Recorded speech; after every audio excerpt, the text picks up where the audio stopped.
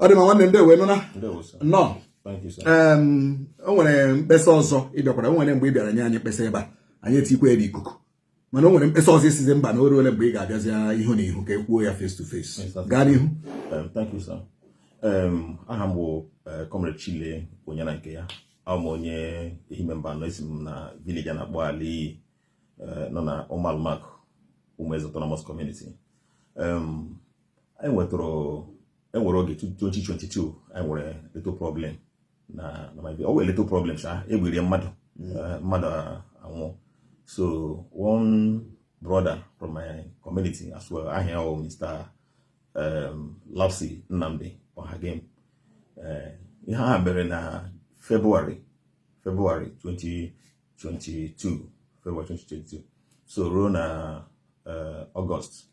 a petition against me na Tiger Base with akwụkwọ sabụ ma akwụkwọ nwere okwu m gawa na Tiger Base, gara ebe ahụ edota m for 2 months and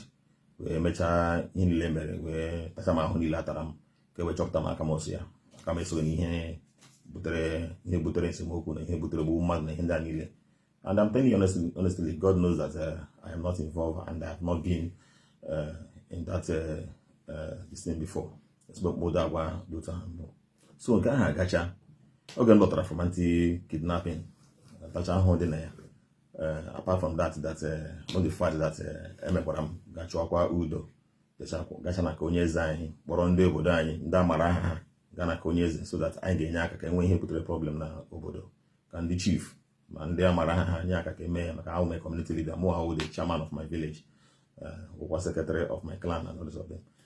So megide ọwọkụ gị,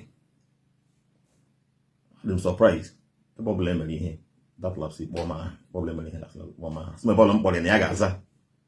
ebe ọbụla emere ihe sinsa mkpọ ma. So ihe m bịara na m ji bịa ebe ahụ ka ụwa hụrụ m, enwere ndị na-ahụ m for a very long time, ka ha hụkwanụ m na ndị na-amaghị onye a na-ekwu okwu ya wụ Chile onye na nke ya ọmụwa. So m chọrọ ka ụwa hụrụ m. Akpọrọ m lapsi gaa zone 9, ọsọbụla m kpọrọ ya ga-aga za kọwa weta evidence. Achọrọ m ịkọwa kọwa ihe ndị mere na kemgbe ahụ. So kedu ihe lapsi anụwa, kedu ebubo ndị o boro gị, kedu ihe o kwuru na ime, so that ka anyị clear. Ọ sị na ụmụ onye ESN, na ụmụ onye IPOB, na ụmụ kidnapper, na o ji evidence ihe ndị a niile o. And onye gechi Tiger Base. Ọkwa bụ o kwuru ihe a ka Tiger Base ji mee gị invite. Exactly. So mgbe Tiger Base kpọrọla gị mechaa nyocha niile, gịnị ka ha na-ezi leta? Enweghị ihe ọzọ ha mere, ha releasiri m si n'aka m docha. Ha releasiri m n'aka m docha because na ndị obodo eze anyị mgbe ahụ bịa si ka release m because na asị na ụmụaka ka a na-akpọ ESN bịa na bịa si na ọ ga-releasirịrị m na enweghị ihe mere na amaghị menete na about ihe ejijide m ebe ahụ na nothing concern about it, why ga-ejide m tụsa m ebe ahụ. So ndị chief abịa release m ma ala. Ọ dị maka kedu ihe kedu ahịa azị lapsi ime ugbu a? Okay, ihe ọ na-eme na ọ na-eme voice note from time to time. Ebe ọbụla kidnapụrụ mmadụ ya sọ mụwa kidnapụrụ, ebe ọbụla egburu mmadụ na ime mba na ya sọ my voice. So ihe m na njide ebe a na-awụ ka ọ hụzie m hụ m ọfụma, na m si ya biko ya bịa zone 9 m kpọrọ ya bịa za m weta evidence ihe ndị ahụ niile ọ na-akọwa n'ọwụ ihe mere ka anyị kwuo kwene ya, because a lot of things will come out of it. Mụ achọrọ even ebe m nọ na eje m ịkọwa anything ọwụ mgbe anyị ruru ebe a, because ebe ahụ ebe m nọ na-awụ police station, ọwụkwanụ court. So mgbe anyị ruru ebe so ihe bịara wụ ka lapsi ọkụ ya ka lapsi bịa zone 9 ebe ị kpọrọ ya weta evidence of gụnwa iwu onye IPOB, gụnwa iwu onye ESN, iwu onye kidnapper, iwu onye na-akwa nakwa ndị achị na igburu ndị ahụ niile, ya weta evidence ya yawa na zone 9 ọkwa ya. Which means kamgbe ị gbapụrụ ya zone 9 ọbịabe ihe ọ na-agwa ndị mmadụ na ya bịara on the way coming. Even if you want now menye gị nọmba the IPO, ịkpọ ya kịta, ịkpọ ya the IPO will tell you ma bịara ma ọbịaghị. Ọ sị na ọ bịawara pụta hụ onye one policeman n'ụzọ, the policeman ọ sị na ya wụ IPO m. So mgbe m gaghachiri ga meet the IPO kọrọ ya ha that very time, IPO kpọọ ya na phone si ya lapsi ebe ka esi bịara, ya sị na ya bịara zone 9, ya sị ya ka ọfisi bịara, ya sị na ihe mere n'ụwa na nwa akwụkwọ ya ji ya asabụghị ya akwụkwọ asị ka ebe akwụkwọ asabụrụ eze asabụrụ eze ka onye gị eze enye gị ya ihe a mere na October 2024 ndị polisi nọ ebe ahụ dekwa akwụkwọ ọzọ savụ ọkwa ya again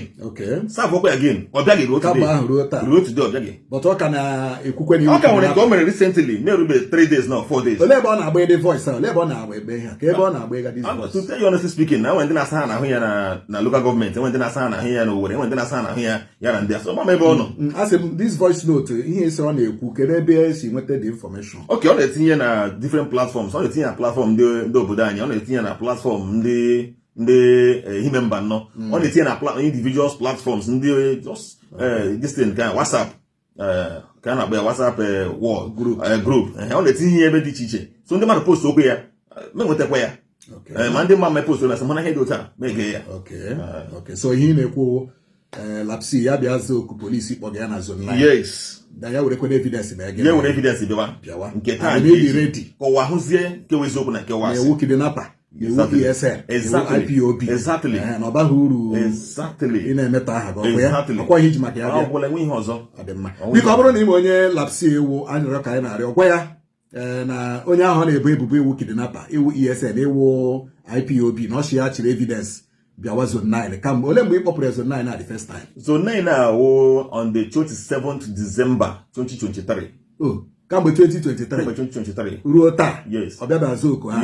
biko anyị na-arịọ ka onye ọbụla ma lapsi ya biko gwa ya bịa zooko a na-akpọ ya na zone 9 cherekwana evidence ihe niile ọ na-ebo nwanne anyị nwoke anụnwa ebubo bịawa ọ dị mma nwanne imeela maka ịbịa kwuo ya ugbu a ụwa niile ga-anụ ya ama m na ọ ga-ahụkwanụ vidiyo anụnwa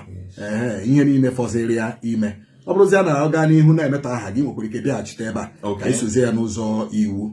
ndewo Thank you, sir. ndewo Thank you.